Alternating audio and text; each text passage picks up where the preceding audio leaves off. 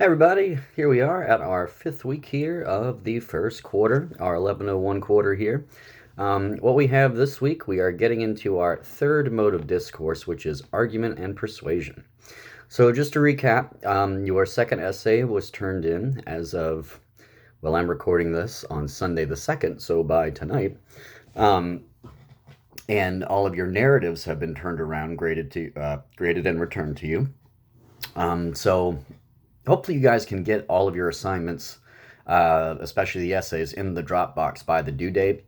It really does slow things down when, and I know we have problems from time to time, extenuating circumstances, but when I have to go look for essays in the email, it gives me kind of a false sense of where I am in my progress, because I'll see, in the Dropbox and Blackboard, you know, 10 essays remaining, and I say to myself, okay, 10 more essays, let's do it.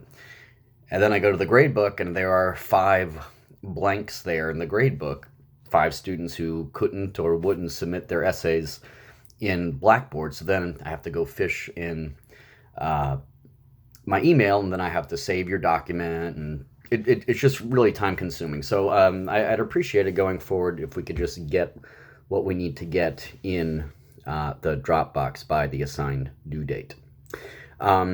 So your second essay, the 2-week turnaround for this descriptive, let's put an asterisk on that 2-week turnaround time because I am out of town this week from Wednesday through Saturday. I have an annual traditional camping trip that my father-in-law go on, Stephen C. Foster State Park, the Okefenokee Swamp in Fargo, Georgia. And I don't have internet access either out there. So that's going to slow me down a little bit. So hang tight, but I am going to try to do my best before I leave to get some grades back to you. I have your descriptive assignments from the textbook and the reader, your journal to get back to you. Speaking of journals, let's pivot now to what is expected this week. You have your second journal this week. That is mandatory. Remember, the blogs are voluntary. The journals you must do.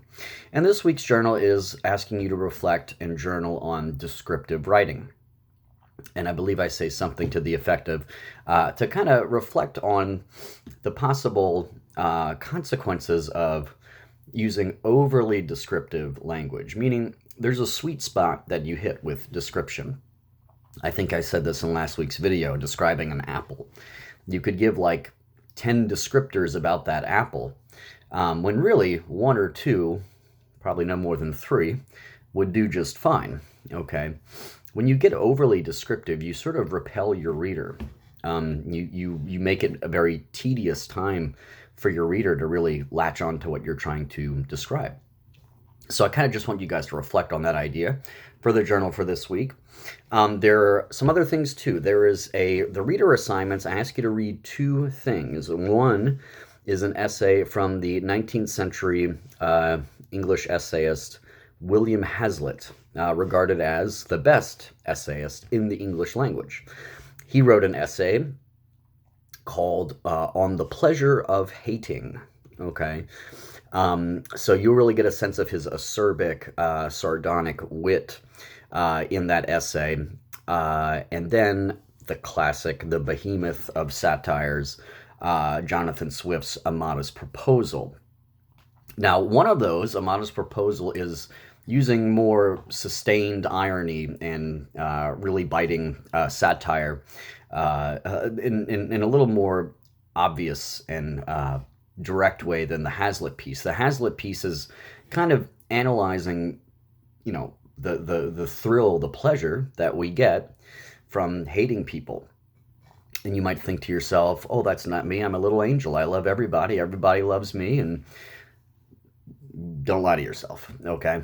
You will read that Hazlitt piece and know yourself in there to some degree. We're all human beings, guys. No one is a, peace and love hippie all the time, try as we might. So I ask you in a discussion forum to offer some comments, and I have questions in the discussion forum page. in the week 5 folder, asking you to comment on both of these pieces. Now remember, discussion forum, you offer your answer, and to receive full credit, you must comment, engage with someone else's original contribution. The whole idea being for us to talk to each other throughout the week here. So that is the second of 3 things to do this week. The journal to recap on descriptive writing, the discussion forum on the 2 reader selections, William Hazlitt on The Pleasure of Hating, Jonathan Swift's A Modest Proposal, and then 3 is a SEC assignment. It is Chapter 3, Part 8, the Persuasion chapter, because that is our new mode of discourse. Your next paper is going to be done in 2 parts. The second part of which is going to be a research paper on an argumentative persuasive topic. The first paper, and this isn't going to be due until a couple weeks still, is going to be that same argumentative persuasive topic, but you're not going to use any research to offer your points of ethos, pathos, and logos, your points of logic, your points of using emotionally charged language, arguing on the basis of right and wrong. But this is just going to come from your head in that first paper, your own intuitions on the topic that you choose. And then the second part of that essay is the research version. And the research essay is weighted a little more than the other essays, okay? So this is something coming in, a few weeks from now, so you don't have to get too stressed out about it right now. You do have to do those 3 assignments this week. And for the SEC, I believe it's exercises 24 through 26. So that chapter 3.8 is really going to give you guys a full comprehensive understanding of the do's and don'ts of deciding on and supporting an argumentative persuasive topic. So please read it carefully, do the exercises carefully, and start thinking about what you might want to argue for your own argumentative persuasive paper coming up in a couple weeks, okay? Mr. Churchwell and I have been in contact over the past week or so, kind of discussing, in order to help you guys come up with a topic, what are some good topics to consider? What are some not so good topics to consider? So just briefly here, in general terms, the not so good topics to consider are the ones that I view to be kind of warmed over, sort of cliche, hackneyed, overused argumentative topics. Think about it. Abortion, okay? Whether you're pro-choice, pro-life, okay? These are conversations we're having today still. This is one of those perennial, evergreen arguments for debate. However, I have read so many abortion papers, let's call them, for or against, that I'm kind of tired of it, to be perfectly candid and frank with you all. So I don't want any abortion papers, okay? I also don't want any marijuana should be legalized, okay? Regardless of where you stand on that issue, it is an illegal substance, so I don't want to read anything having to do with that. I want to distance myself from that as much as I can. Same thing with drinking. The drinking age should be lowered from 21 to 18. Okay, we've all heard well, you could fight for your country at 18, you should be able to drink when you're 18. No, I don't want to hear it, okay? And this isn't to say I am for or against that proposition myself. I'm just tired of hearing the argument. Global warming. No, I don't want to read a global warming paper, please, okay? Euthanasia, assisted suicide. No, thank you. Pay college athletes. No, thank you, okay?